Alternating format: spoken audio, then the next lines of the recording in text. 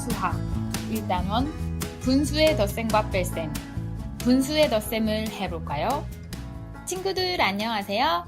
여러분과 함께 수학 실력을 쑥쑥 키워가는 박지혜 선생님이에요.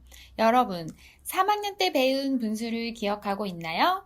네, 분수는 전체에 대한 부분을 나타내는 수예요. 분모와 분자로 되어 있어서 2층으로 적는데요. 나눔선 아래 1층에는 분모, 분모에는 전체를 몇 개로 똑같이 나누었는지를 나타내는 숫자를 적고요. 2층에는 분자, 분자에는 전체 중에서 해당하는 부분을 나타내는 숫자를 적습니다. 모두 기억하고 있지요? 혹시 잘 기억이 나지 않는 친구들은 3학년 분수 강의를 듣고 오면 더 잘 이해할 수 있을 거예요. 자, 그러면 오늘의 공부를 시작하기 전에 퀴즈! 분수는 모두 몇 종류가 있을까요? 네, 3종류입니다. 바로 진분수, 가분수, 대분수예요. 아하, 다른 의견이 있나요? 네, 맞아요. 단위 분수도 있어요. 단위 분수는 분자가 1인 분수를 말합니다. 단위 분수의 분자는 항상 1이니까 분모를 보면 몇 개로 나누었는지 알 수 있어요. 단위 분수를 생각하면 4학년 2학기 1단원 분수의 덧셈과 뺄셈을 잘 할 수 있답니다. 단위 분수를 꼭 기억해 주세요. 여러분 모두 분수를 아주 잘 기억하고 있어요. 훌륭합니다. 그러면 선생님과 함께 오늘의 문제를 만나봅시다. 수일이와 도영이가 유리창 4장을 꾸미려고 하는데 수일이는 2장, 도영이는 1장을 꾸몄다고 하네요. 수일이와 도영이가 꾸민 부분은 전체에 얼마인지 알아볼까요? 네, 수일이와 도영이가 유리창을 꾸몄군요. 수일이와 도영이는 전체 유리창의 일부분을 꾸몄으니까 각각 꾸민 부분을 분수로 나타낼 수 있겠어요. 그리고 두 학생이 꾸민 부분이 전체의 얼마인지 알려면 네, 더해보면 알겠지요. 분수의 덧셈이 필요하겠습니다. 선생님과 함께 차근차근 풀어봅시다. 먼저 각 학생이 꾸민 부분을 분수로 나타내어 볼까요? 크기가 같은 유리창 4장을 꾸미려고 하니까 유리창의 개수 4가 기준이 되겠군요. 바로 분모! 분모는 4, 단위 분수 4분의 1이에요. 단위 분수로 개수를 세어 분수를 나타내어 봅시다. 수일이는 4분의 1에 해당하는 유리창을 2개, 4분의 2만큼 꾸몄군요. 도영이는 4분의 1에 해당하는 유리창을 1개 꾸몄으니까 4분의 1만큼 꾸몄어요. 자, 그러면 이제 분수 4분의 2와 4분의 1의 덧셈을 해봅시다.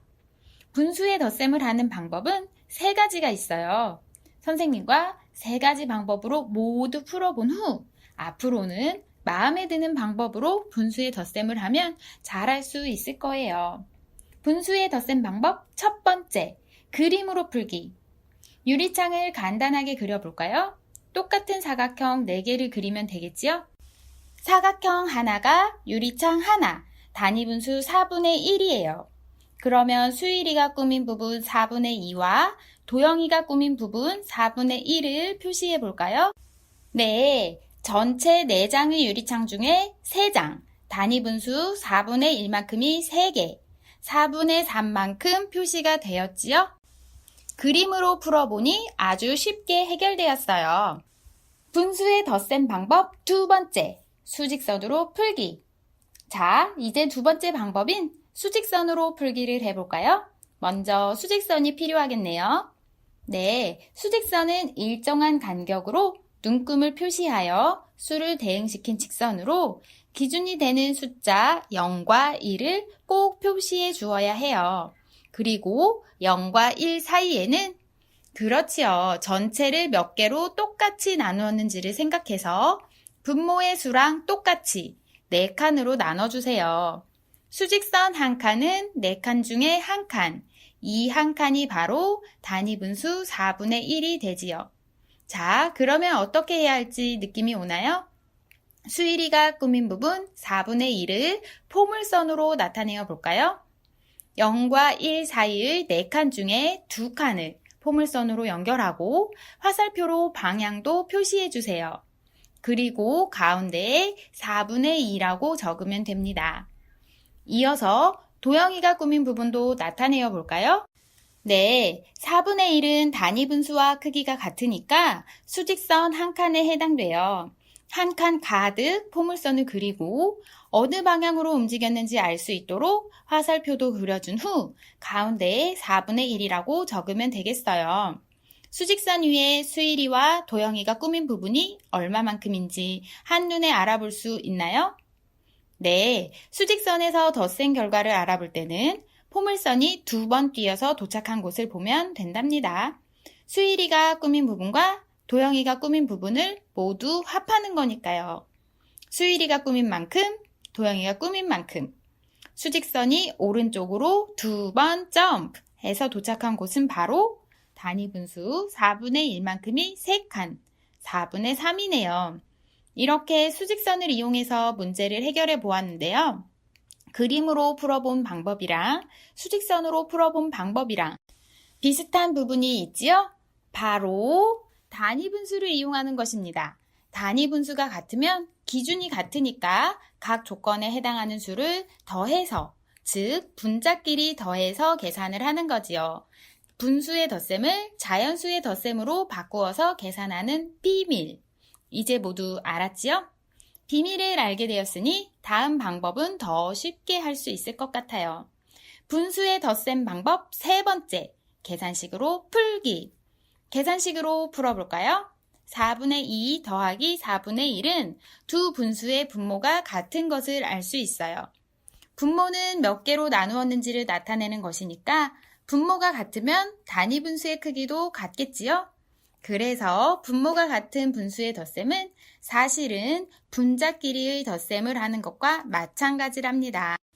분모 4는 나눔선 아래 1층에 쓰고 분자끼리의 덧셈 2 더하기 1을 해서 분자에 쓰면 되겠지요? 한 번에 3이라고 적어도 좋지만 분수의 덧셈을 분자의 덧셈으로 계산하는 과정이 나올 수 있도록 분모의 4, 분자의 2 더하기 1이라고 적어주세요.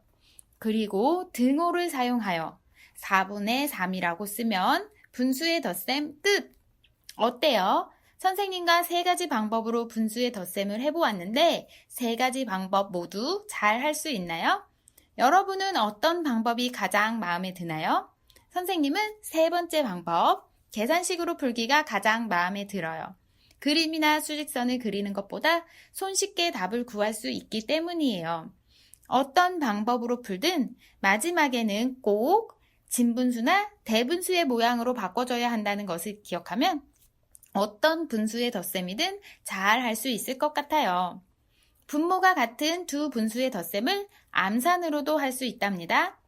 5분의 3 더하기 5분의 4를 해봅시다. 5분의 3, 5분의 4, 분모가 같은 분수들이네요. 단위 분수는 5분의 1이에요. 5분의 3은 단위 분수가 3개, 5분의 4는 단위 분수가 4개, 5분의 3 더하기 5분의 4는 분모 5, 분자는 3 더하기 4, 바로 5분의 7입니다. 잠깐, 여기서 멈출 수는 없지요? 가분수는 no, no, no! 등호를 사용하여 한 번 더 대분수 1과 5분의 2로 나타내어 주세요. 참 쉽지요? 오늘 배운 분수의 덧셈 방법을 복습해 볼까요? 분수의 덧셈은 3단계로 나누어서 할 수 있어요. 1단계 분모 비교. 분모가 같다는 것은 전체를 똑같이 나눈 한 조각의 크기, 기준이 되는 단위 분수가 같다는 것이지요. 그래서 꼭 확인한 후에 계산을 해야 한답니다. 2단계 끼리끼리. 분모끼리 크기가 같으니까 한 번만 쓰고 분자끼리 덧셈을 계산하면 되지요. 3단계 답을 쓸 때는 가분수는 no, no, no. 꼭 진분수나 대분수의 형태이어야 해요.